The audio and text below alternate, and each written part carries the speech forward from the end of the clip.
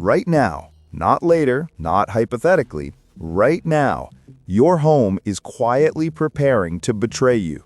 It isn't dramatic. It doesn't crack or collapse. It doesn't warn you. It simply waits. Because modern homes don't fail loudly. They fail slowly, and that's what makes them deadly. You've been trained your entire life to believe one thing. Inside equals safe. Outside equals danger. That belief works, only as long as the grid exists. The second the grid disappears, that logic flips completely upside down. And most people never see it coming.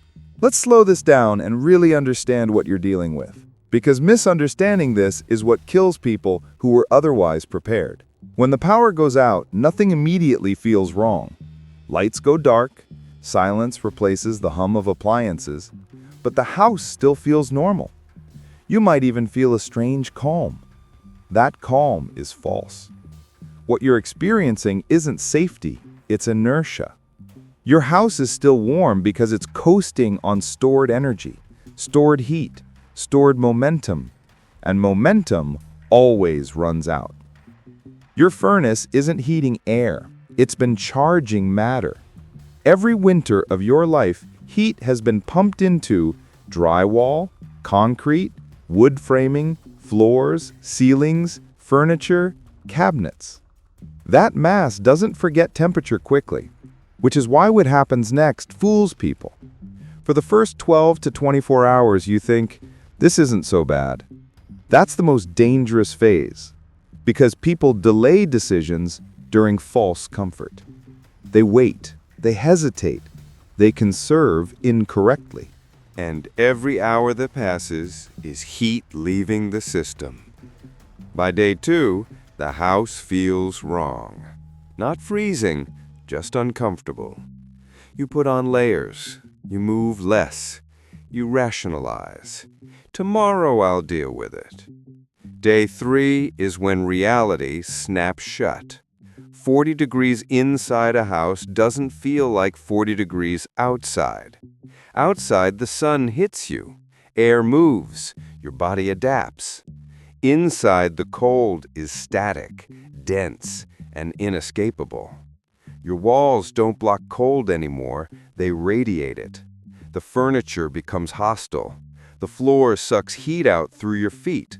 The walls drain you every second you touch them. This is when people notice something terrifying. It feels colder inside than outside. That's not imagination. That's thermal mass betrayal. Your house has reached equilibrium, and now every molecule is aligned against you. Insulation, the thing you trusted, is now working perfectly to hold that cold exactly where it is. People don't realize this simple truth. Insulation does not know which side you want to be warm. It just resists change. When your house was warm, it protected warmth. Now that it's cold, it protects cold. At this stage, people panic. This is when heaters come out. And this is where most people make their final mistake. They see cold air and think, I need to heat the air. But air is irrelevant. Air is easy. What's hard is everything else. You are trying to raise the temperature of a structure that weighs as much as a small airplane. Every BTU you generate is immediately absorbed by floors, walls, furniture, framing. Your heater isn't failing. Physics is operating as designed. Imagine trying to heat a frozen lake by lighting a campfire on its surface. That's what heating a modern house with a space heater really is. You burn fuel, you feel heat near the flame, but the system never changes. This creates a deadly feedback loop. You burn more fuel to chase comfort. Fuel disappears faster than expected. You refuse to stop because stopping feels like surrender.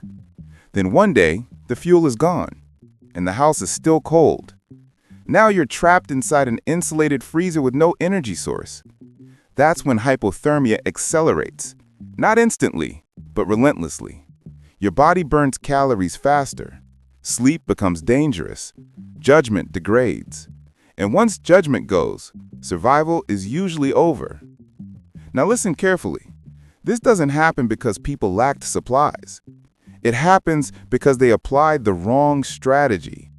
Survival is not about forcing reality to match your expectations. Survival is about abandoning comfort logic and embracing efficiency logic.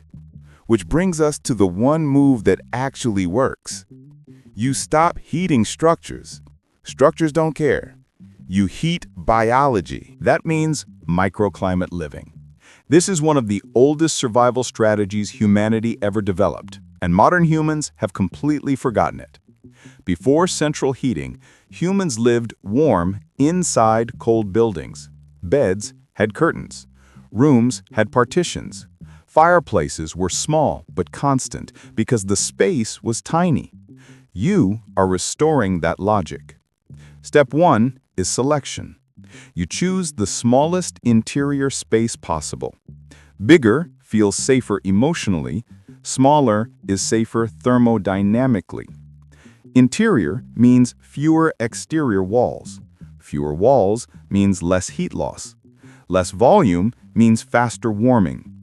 This room is no longer a room. It is a thermal cocoon. Step 2 is isolation. The rest of the house is now the enemy. You close doors permanently. You block vents. You break airflow. Air exchange is heat theft. The shell of your house becomes a buffer zone, nothing more. Step 3 is the most misunderstood concept in cold survival. Internal insulation layers. Your insulation is protecting the frozen structure. You need insulation protecting you. That means fabric barriers, blankets, sleeping bags, rugs, tarps, plastic. Ugly is irrelevant. Dead airspace is everything. Each layer creates resistance. Each trapped pocket of air slows heat loss. You're no longer living against drywall. You're living against air. This flips the thermal equation in your favor. Now the heater changes meaning. It's no longer trying to defeat the house. It's maintaining a pocket. Your body heat now matters. A candle matters. A hot meal matters. The heater cycles instead of runs constantly. Fuel stops melting away. Morale stabilizes. Now new priorities emerge. Moisture control becomes critical. Humidity builds fast in small spaces. Condensation kills insulation efficiency. You ventilate briefly, intentionally, strategically. Fresh air is survival. Too much is death. Too little is mold and CO poisoning. Carbon monoxide becomes a silent threat. No heat source is worth dying for. Ventilation always beats efficiency when safety is at risk. Psychology becomes the next battlefield.